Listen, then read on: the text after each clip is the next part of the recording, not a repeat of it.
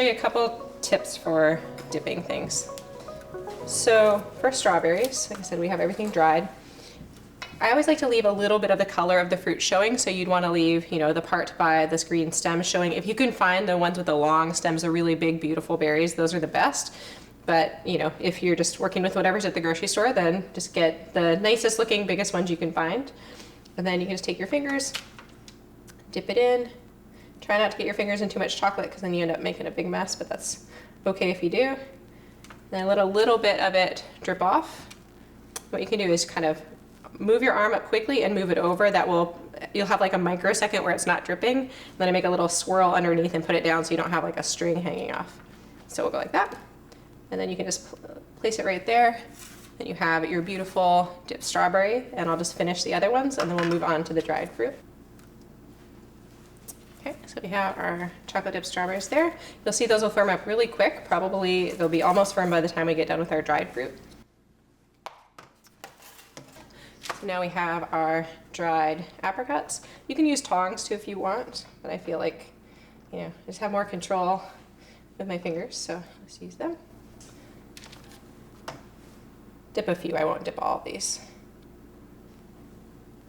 You can kind of twist it a little bit too and move it over, and that will prevent the drips. And then we'll do a few mangoes for variety.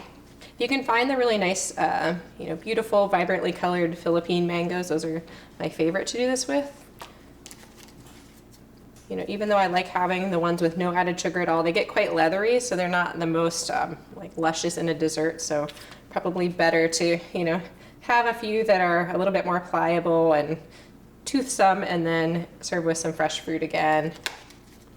I also like to serve with a few nuts if I'm not doing nuts dipped in chocolate, because again, anytime you're adding some fat, fiber, and protein, which are in good quantities in nuts, then you're going to actually reduce the glycemic load or impact on your blood sugar that these more sugary foods would otherwise have without those things. Just starting to firm up. I'm not going to touch them because I'll leave some fingerprints. And then a couple other things that you can do. So if you want to make some drizzles, you can use a spoon, or if you want really fine drizzles, you can use a fork. So I'll do some over the mango, so you can get some chocolate on your fork tines and just kind of drizzle over like this. You want to get more than you think actually, so you can do some, You can also do it as a spoon and do it higher up, and kind of, if you want to cover everything in drizzles, then it's nice. You can just do it with a lot more higher up. You're going to get chocolate everywhere doing that if you're not used to it, but that's okay. And again, if you realize your temper is not great, you could have some chopped nuts or something handy. You could just sprinkle them on the chocolate while it's wet and they'll stick, or cocoa powder or powdered sugar. So I'll set these off to the side, and then we'll go ahead and work on our rochers.